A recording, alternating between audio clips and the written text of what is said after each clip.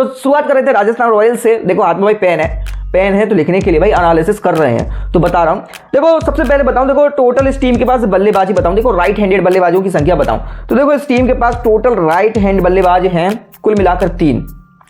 यानी कि राजस्थान रॉयल्स के पास जो राइट हैंडेड बल्लेबाज हैं वो सिर्फ इनके पास 3 ही हैं। देख रहे हो भाई, 3 बल्लेबाज हैं, जिसमें पहला नाम आता है संजू सैमसन, दूसरा ध्रुव जुरैल एंड लास्ट रियान पराग। ये 3 खिलाड़ी इनके पास ऐसे हैं जो राइट हैंडेड बल्लेबाज हैं, यानी कि राइट हैंडेड बल्लेबाजी कर सकते हैं। फिर बात करते हैं देखो इस टीम के पास लेफ्ट हैंडेड बल्लेबाजों की संख्या। तो देखो बाकी के जितने भी बल्लेबाज हैं ना, इनके पास सारे लेफ्ट हैंडेड हैं। चाहे वो नीतीश राणा को ले लीजिए आप, चाहे वो शुभम दुबे को ले लीजिए, वो बेसिकली शिवम दुबे नहीं शुभम दुबे की बात कर रहा हूं मैं। वैभव सूर्यवंशी की बात कर लीजिए, मैं कौन से अरोड़ा को याद कर रहा हूं यार, वैभव सूर्यवंशी को ले लीजिए, चाहे कुणाल सिंह राठौर को ले लीजिए, चाहे जायसवाल को ले लीजिए या फिर हिटमायर को ले लीजिए। ये इनके जो 6 बल्लेबाज हैं वो सीधे लेफ्ट आर्म बल्लेबाज हैं, मतलब लेफ्ट हैंडेड बल्लेबाज हैं। तो देखा जाए इनके भाई लेफ्ट और राइट का कॉम्बिनेशन बिल्कुल सही बनने वाला है, मतलब एक राइट एक लेफ्ट एक राइट एक लेफ्ट, तो मतलब टीमों को थोड़ा ये परेशान कर सकती है टीम। तो राइट और लेफ्ट का कॉम्बिनेशन इस टीम में बढ़िया बनते हुए दिख रहा है मुझे, अभी बता रहा हूं। लेकिन प्लेइंग 11 क्या होगी वो हम देखेंगे सबसे पहले। फिर बात करते हैं देखिए स्पिन बॉलर्स की। तो इनके पास कुल मिलाकर 3 स्पिन बॉलर्स हैं जो मतलब रेगुलर गेंदबाजी करते हैं। वनेंदु हसरंगा, महेश तीक्ष्णा एंड कुमार कार्तिकेय, ये 3 इन पर मतलब बॉलर्स हैं, जिसमें से एक कुमार कार्तिकेय जो है वो इनके लेफ्ट आर्म रिस्ट स्पिनर का काम कर सकते हैं, मतलब लेफ्ट आर्म रिस्ट स्पिनर है। तो इनके पास एक तो भाई रिस्ट स्पिनर है ही है देखा जाए तो, और 3 इनके पास स्पिनर हैं। बाकी के इनके जो बल्लेबाज हैं वो भी बॉलिंग कर सकते हैं, जिसमें रियान पराग भी बॉलिंग कर सकते हैं, वैभव सूर्यवंशी भी स्लो लेफ्ट आर्म बॉलिंग कर सकते हैं स्पिन, शुभम दुबे भी लेफ्ट आर्म ऑफ ब्रेक कर सकते हैं। तो देखिए बॉलिंग की कमी नहीं है, स्पिन भी इनके पास सही ठीक ठाक है, काफ़ी अच्छा है, मतलब स्पिन डिपार्टमेंट है बात करें इनके पास। फिर बात करें फास्टर्स की, मीडियम या फास्ट बॉलर्स की बात करें तो इन पर कुल मिलाकर 6 बॉलर्स हैं। Fazal Farooqi, Sandeep Sharma and then Akash Madhwal, Ashok Kumar, Tushar Deshpande and Kevin Maphaka जो भी हो भाई, नाम ही अजीब सा है, मफाका। तो 6 बॉलर्स हैं भाई इनके पास, कुल मिलाकर 6 फास्ट बॉलर्स हैं। तो ये टीम की अगर हम इसकी प्लेइंग 11 बनाएं तो नंबर 3 पर देखो नीतीश राणा या शुभम दुबे किसी को भी खिलाते हैं तो एक लेफ्ट आर्म आता है। तो देखो पहला राइट हैंडेड, फिर लेफ्ट फिर right, Dhruv Jurel right and Hetmyer left. देखा जाए तो कुल मिलाकर राइट लेफ्ट का कॉम्बिनेशन इनका गजब का बन रहा है इस टीम का। तो भाई देखो अगर राइट लेफ्ट का कॉम्बिनेशन के हिसाब से देखा जाए तो उनकी बल्लेबाजी थोड़ी स्ट्रांग है भाई, स्ट्रांग लग रही है। अगर राइट लेफ्ट का कॉम्बिनेशन की टीम में बहुत अच्छा बन रहा है। हालांकि लेफ्ट बल्लेबाज इनके पास एक्सपीरियंस वाले भी हैं और काफ़ी नए भी हैं, लेकिन इस टीम की शुरुआत से पहचान रही है कि ये इनोवेशन करती है, मतलब नई खिलाड़ियों को लेकर आती है। इस बार मुझे लग रहा है इनका मेन फोकस शुभम दुबे पर हो सकता है, या फिर आई थिंक कुणाल राठौर हो सकते हैं, ये भी हो सकते हैं। तो ये एक्सपीरियंस भाई इनोवेशन करते हैं। वैभव सूर्यवंशी को आई थिंक मुझे नहीं लगता ये खिलाएंगे। आपको क्या लगता है, क्या ये वैभव सूर्यवंशी को खिलाएंगे? कमेंट्स में बताओ फटाफट जल्दी, क्योंकि वैभव सूर्यवंशी को उन्होंने 1 करोड़ भाई 1 करोड़ में लिया है, तो बिठाएंगे तो नहीं। अगर ये खिलाते हैं भाई नंबर 3 की पोजीशन है वैभव सूर्यवंशी को, या फिर इंपैक्ट प्लेयर के तौर पर भी भेज सकते हैं। अगर ये 30-20 लाख में अगर वैभव सूर्यवंशी को खरीदते तो मैं एक बार को मान सकता था कि लोग भाई वैभव सूर्यवंशी को बिठा देंगे, बाहर बिठा देंगे पानी पिलाने के लिए। लेकिन 1 करोड़ खर्च किए हैं तो मुझे नहीं लग रहा कि वैभव सूर्यवंशी को भाई बिठाएंगे।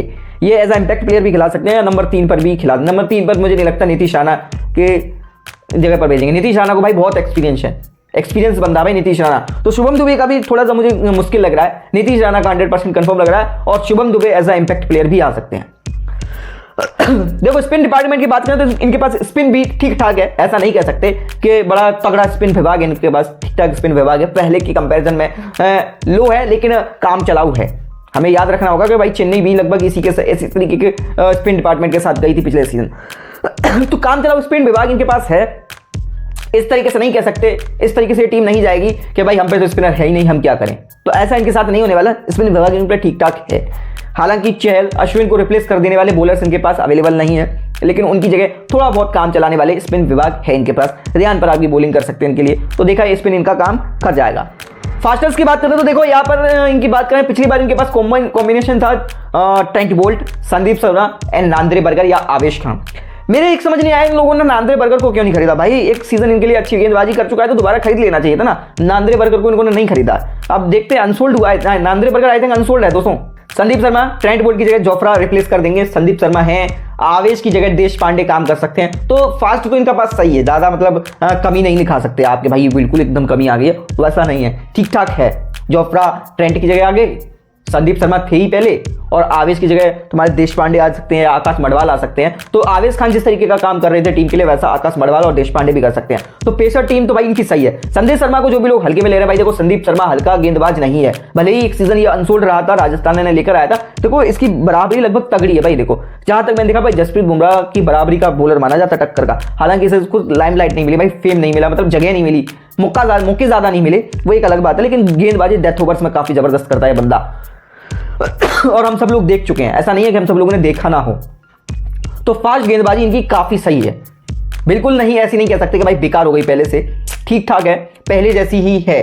ट्रेंट बोल्ट ने शुरुआत के ओवर से विकेट जीते थे, लेकिन जोफ्रा आर्चर भी बीच में वो काम कर सकते हैं तो है, और देश पांडे और मडवाल तो वो काम करेंगे जो आवेश किया करते थे। एक चीज कमी लगी, नांद्रे बर्कर को खरीद सकते थे, लेफ्ट आर्म इनको पेसर मिल जाता, लेकिन नांद्रे बर्कर को इन्होंने परचेज नहीं किया। अब शुरू करते हैं भाई रॉयल चैलेंजर बैंगलोर। देखते हैं भाई इन्होंने क्या क्या खरीद करी है भाई, मार्केट से क्या क्या खरीद कर लाए हैं, कुछ काम का सौदा भी खरीदा है कि नहीं खरीदा। देखो पहली बात करें तो देखो इस टीम के पास टोटल 6 राइट हैंडेड बल्लेबाज हैं। लेफ्ट के नाम पर इन पर 2 ही हैं, देवदत्त पाडिक्कल और कुरनाल पंड्या, सिर्फ 2 ही हैं लेफ्ट के तौर पर। कुल 6 राइट हैंडेड बल्लेबाज हैं इनके पास। स्पिन बॉलर्स की बात करें तो स्वप्निल सिंह, जैकब बैथल, मोहित राठी और सुयान शर्मा। सुयान शर्मा के अलावा इसमें कोई खास बॉलर नहीं है स्पिन डिपार्टमेंट का, कोई ज्यादा एक्सपीरियंस्ड बॉलर हो वैसा टाइप का नहीं है। फास्ट की बात करें तो उनके पास भाई 9 फास्टर्स हैं, फास्ट गेंदबाज 9 बॉलर्स हैं, फास्ट में कोई कमी नहीं है। एक्सपीरियंस भी दिख रहा है भाई, भुवनेश्वर, जोश हेजलवुड और यश दयाल, लुंगी निगिदी, ये 4 बॉलर भाई इनको खिला लेते हो तो भाई कोई कुछ नहीं हो सकता भाई। फास्ट इन्होंने जो मीडियम पेसर्स हैं ये भाई इनके तगड़े हैं। नाम भी तगड़े हैं, एक्सपीरियंस भी तगड़ा है। जॉस हेजलवुड अगेन सही है, भुवनेश्वर कुमार अगर ये ब्लॉक भी टिक होता है, लुंगी निगिरी ये ब्लॉक भी टिक होता है, और यश दयाल ये तो पहली टिक है। तो सिराज का मतलब इन्होंने छोड़ दिया, जिसका हल्ला गुल्ला मजा आता, लेकिन अगर ये इन्होंने 3-4 खिलाते हैं तो सिराज की कमी पूरी हो सकती है भाई। इनमें हैं वो बॉलर जो सिराज की कमी को पूरी कर सकते हैं। हालांकि वो एक अलग बात है, देखो एक खिलाड़ी काफी समय तक किसी टीम में रहता है ना, तो उसके साथ एक अलग सा रिलेशन टाइप का बन जाता है, तो वो एक अलग बात है। रिलेशन वाली बात अलग है कि फैंस को अब ये टीम रास नहीं आएगी, बिकॉज कुछ ऐसे खिलाड़ी नहीं है उनके जो फेवरेट थे आरसीबी में, वो अब नहीं है। तो टाइम के साथ थोड़ा थोड़ा भाई बदलाव होते हैं, लेकिन एकदम बदलाव कर देना टीमें तो दिक्कत हो जाती है। जैसे हम आरआर फैंस के लिए ले लो भाई, इन्होंने पूरी टीम की अस्तसी कर दी, पता नहीं भाई, मतलब द्रविड़ जब टीम से भाई जुड़े थे ना तो बड़ी खुशी हो रही थी हम लोगों को भाई। देखो world cup winning coach team के साथ जुड़ रहे हैं, लेकिन मेगा ऑक्शन में वो ऐसी खिचड़ी पकाएंगे टीम की, ऐसी मटिया पलीत करेंगे भाई टीम की, ऐसा नहीं सोचा था हम लोगों ने। आरआर की ऐसी तैसी कर दी भाई। तो हम बात कर रहे थे रॉयल चैलेंजर बैंगलोर की, रॉयल चैलेंजर्स बैंगलोर। भाई लिखना पड़ता है टीम को भी। देखो निगिदी को बैठना पड़ेगा, लुंगी निगिदी को बैठना पड़ेगा, यश दयाल। देखो 3 इनके ये पेसर्स रहने वाले हैं, कुणाल पांड्या, और इनकी ये 2 स्पिन रहने वाली है, और बाकी के ऊपर टीम। देखो number 1 2 Virat Kohli finish shot, number 3 पर ये पाटीदार को खिलाएंगे, नंबर 4 पर जितेश शर्मा खेलेंगे, नंबर 5 पर मुझे लग रहा है ये कुणाल पंड्या को खिला सकते हैं, नंबर 6 पर टिम डेविड आएंगे, नंबर 7 पर लियम लिविंगस्टोन हो सकते हैं, आई थिंक लियम लिविंगस्टोन को खिला सकते हैं, लेकिन मुझे लग रहा है नंबर 7 लियम लिविंगस्टोन के लिए ज़्यादा नहीं चला जाएगा। तो as a allrounder Kunal Pandya number 7 पर खेलेंगे, और नंबर 5 पर लियम लिविंगस्टोन। ठीक इस टीम के साथ चलते हैं। वो एक अलग एक्सेप्शन हो सकता है कि लियम लिविंगस्टोन कहाँ पर आते हैं, लेकिन नंबर 5 पर हम लिविंगस्टोन को खिलाते हैं, नंबर 6 पर Tim David, that number 7 Kunal Pandya, number 8 Suryansh, फिर उसके बाद भुवनेश्वर कुमार बल्लेबाजी कर सकते हैं, नंबर 10 जेस हेजलवुड और यश दयाल। ये इनकी टीम रहने वाली है, ये हमारे प्लेइंग 11 के इनके मेंबर रहने वाले हैं। तो कुल मिलाकर अब देखो इनके स्ट्रॉन्ग जोन की बात करूं तो पेस इनका काफी स्ट्रॉन्ग है, लेकिन स्पिन की बात करें तो वीक है भाई। एज कंपेरिजन ऑफ आरआर ये वीक है। आरआर की स्ट्रेंथ देखें तो भाई देखो पेस भी इनकी तगड़ी है, आरआर की भी पेस में कोई कमी नहीं है भाई, स्ट्रॉन्ग जोन है, और स्पिन देखें तो ये भी स्ट्रॉन्ग है भाई, in comparison of RCB strong है। अब देखो ऊपर से बात करें तो देखो जिस तरीके से ऊपर की टीम की क्लिक करती है, लेफ्ट राइट का जो कॉम्बिनेशन बन रहा है, बैटिंग में भी आरआर थोड़ी सी मुझे मजबूत दिख रही है। आरआर के पास थोड़ा सा भाई देखो प्रो है, मतलब एडवांटेज है टीम के ऊपर, आरसीबी के ऊपर। और ऊपर देखें आरसीबी तो ये थोड़ा मतलब कम क्लिक करें, मतलब वैसे टीम ठीक ठाक है, ऐसी नई बात नहीं है, लेकिन थोड़ा ठीक ठाक है, टीम ठीक ठाक है, लेकिन as compare of left of right उसके बाद बता रहा हूँ। देखो लेफ्ट राइट बल्लेबाजी की वजह से मैं बता रहा हूँ, देखो आरआर पर थोड़ा एडवांटेज है, तो आरआर थोड़ा इससे आगे निकल जाती है। अगेन हम फिनिशर्स की बात करें तो देखो इनके पास हिटमायर है, और यहाँ पर टिम डेविड इसका रोल निभाने वाले हैं। तो देखा जाए भाई देखो टिम डेविड ज़्यादा अभी देखा जाए तो कारगर साबित है हिटमायर की कंपेरिजन। हिटमायर हिट करते हैं भाई, हिट करते हैं, लेकिन अभी उनका समय नहीं चल रहा भाई हिट करने का। कैसे बताएं, हिट करने का समय नहीं चलना हिटमायर का अभी इस समय। लेकिन अगर सीजन हिट कर जाते हैं तो फिर आरआर मजबूत स्थिति में आ जाती है। यहाँ पर भी आरआर थोड़ा मजबूत स्थिति में आ जाती है। रियान पराग देखो इन पे स्पिन ऑप्शन भी काफ़ी ज़्यादा है। रियान पराग भी अच्छी खासी गेंदबाजी कर सकते हैं। ध्रुव जुरेल विकेट कीपर हैं, और इन पर अगर विकेट कीपर देखें तो चितेश शर्मा है विकेट कीपिंग के नाम पर। तो ऑलमोस्ट देखा देखो राजस्थान के पास विकेट कीपिंग का भी एक्सपीरियंस ज़्यादा है। दो विकेट कीपर्स हैं इनके पास एटलीस्ट। फिनसॉल्ट भी तो इनके पास भाई विकेट कीपर, शायद फिनसॉल्ट भी तो भाई, क्यों डरना। तो उनके पास भी ठीक ठाक है। तो देखो ओवरऑल मेरे हिसाब से अभी आरसीबी के ऊपर ना आरआर भारी है। देखो इस वजह से नहीं बोल रहा कि मेरी आरआर फेवरेट टीम है, इस वजह से नहीं बोल रहा। देखो आरसीबी वालों सही बताऊं, देखो बुरा मत मानो, लेकिन इस वजह से नहीं बोल रहा कि देखो आरआर मेरी फेवरेट टीम है। लेकिन एज आप तुम भी देख लो भाई स्पिन को चेक कर लो, पेस को चेक कर लो, और फिर बैटिंग में जो लेफ्ट और राइट कॉम्बिनेशन आरआर का बन रहा है वो चेक कर लो, तुम्हें ऑटोमेटिक दिख जाएगा भाई कि आरसीबी कहाँ पर स्टैंड कर रही है। पेस में आरसीबी मजबूत है, लेकिन स्पिन में ज़्यादा मजबूती नहीं है। बल्लेबाजी देख लो तो सारे राइट हैंडेड बल्लेबाजी हैं इनके पास। किसको भाई लेफ्ट हैंड में खेल कौन रहा है? सिर्फ एक कुणाल पांड्या, बाकी के सारे राइट हैंडेड हैं।